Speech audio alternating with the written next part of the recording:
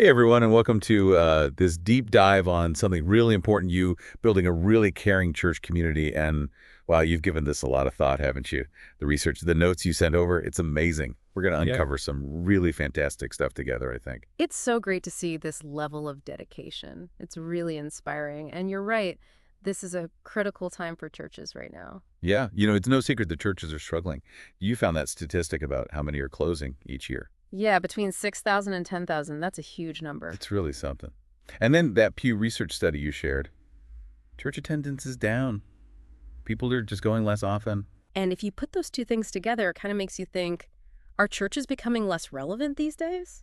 I mean, there's so much competing for people's attention now, right? So churches have to offer something people really feel connected to and feel like it's valuable. And it's like that story you mentioned, the woman handing out flyers because she felt like the church wasn't doing enough to help people. It's like, even if a church thinks it's being caring, it might not seem that way from the outside looking in. Absolutely.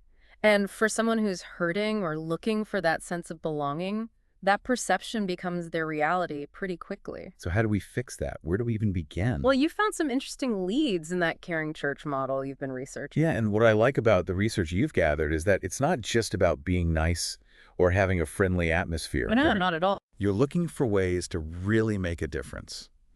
And I love that phrase you used, being nice isn't a strategy, you need a plan. It made me think of pastors being shepherds. Yes. It's an active role. It's Yeah. about guiding and preparing people, not just hoping for the best. And that's exactly what set the early church apart. You know, if you look at the book of Acts, that kind of growth, that didn't just happen. They were intentional about caring for each other, about sharing, and about being welcoming. Okay, so let's dive into this caring church model. You broke it down into those 4 areas: caring clergy, caring disciples, caring ministries, and caring culture. And starting with caring clergy, you mentioned that you have a dedicated pastor of congregational care, which is amazing. That's a great start. But it sounds like you're thinking it can't end there. Well, it can't, right? Right. That asset framework you found is really interesting to me. Assess, set goals. Set goals based on your values. Equip others, train. It's catchy, and it makes sense. And it highlights something really important. Clergy can't just be the ones doing all the caring. They have to lead the way in building that caring environment. Otherwise, they burn out. Yeah. And who has time for that? You were telling me about your church's old care plan, calling every single member every week. Oh, yeah. That was a bit much. Good intentions, but overwhelming.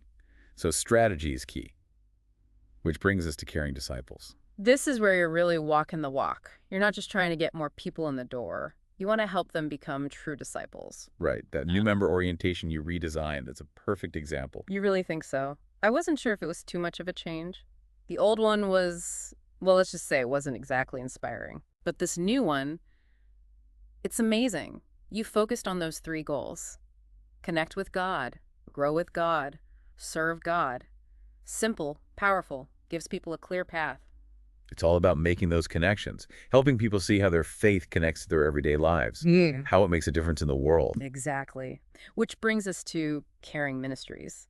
And those can be tough. You said yourself that you've seen ministries in your church that felt irrelevant or like they weren't really doing anything. Oh, yeah. It's easy for things to get outdated. Yeah.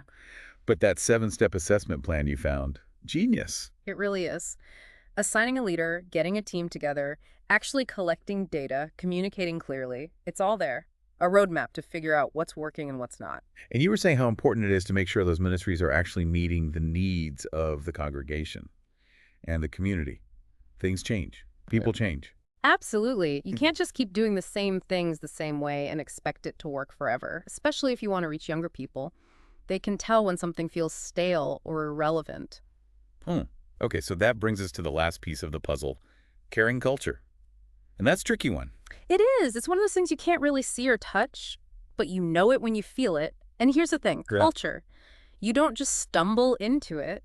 You have to build it intentionally. And man, did the pandemic ever throw us all for a loop when it came to building culture. Having to do everything virtually overnight, it was definitely a challenge. For everyone. But you adapted. You used Zoom for meetings, dial my call to stay connected. You even had those virtual coffee hours just to keep people talking. It forced everyone to think differently.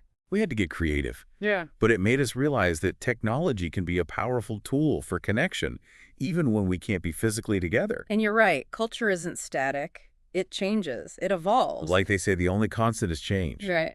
Churches have to be willing to adapt to the times while staying true to who they are at their core. And they need something else, too. You called it the glue that holds it all together. Spiritual discipline. It's like we were talking about earlier, thriving churches don't just happen by accident. You need that intentionality. And not just in how we act towards others, but in our own personal faith journeys, too. That's where spiritual disciplines come in. I love that quote you shared from John Wesley. He called them means of grace. He was onto something. And you made a great point. It's not just about personal piety. It's about giving us the strength and the compassion to care for others, which loops back to something you're passionate about, data and assessment. Gotta love some good data. But it's not about the numbers themselves.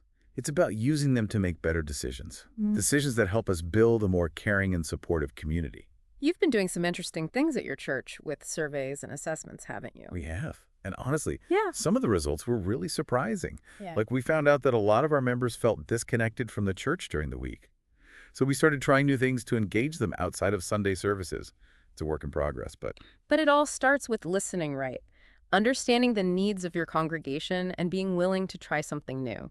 it all comes back to intentionality, doesn't it? Building a caring church is a process. You're always learning and growing and adapting. What's been the biggest takeaway for you so far in all this research and reflection?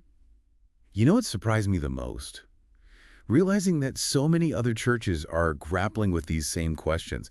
We're not alone in this, but even more importantly, there are so many churches out there doing amazing things, finding creative and effective ways to build truly caring communities. It's inspiring, isn't it? That story you shared about the church that turned their parking lot into a drive-through food pantry during the pandemic. That's what I'm talking about. They saw a need, and they found a way to meet it right in that moment. Instead of just throwing their hands up, can't do it the usual way, so I guess we can't do it at all. It really shows how caring goes beyond just the church building. It's about meeting people where they are, in their lives, in their communities. And honestly, that's how you reach people, especially younger generations. They want to see action, not just words. Exactly. It's not enough to just say, come on in, we're here for you. Yeah. You have to show it. And honestly, sometimes the old ways of doing things, they just don't resonate anymore. And you get that. You Yeah. really get that. That's what makes your work so inspiring, the way you've revamped your new member orientation. Brilliant. You've given me a lot to think about. That 7-step assessment for our ministries, I'm writing that down. I already have a few in mind that we need to take a look at. A fresh perspective can make all the difference. And I have a feeling you're going to do great things. You're passionate, you're dedicated, you're not afraid to put in the work. Well, I couldn't have done this without you. Your insights, all the research we've gone through, it's been amazing. Thank you. It's been a privilege. And remember, building a caring church, it's not a one-time thing, it's a journey. There will be bumps in the road, but those moments when you see people connecting, feeling loved and supported, that's what makes it all worthwhile. Couldn't have said it better myself. Thanks again for taking this deep dive with me. I'm feeling fired up and ready to go build a church that truly cares.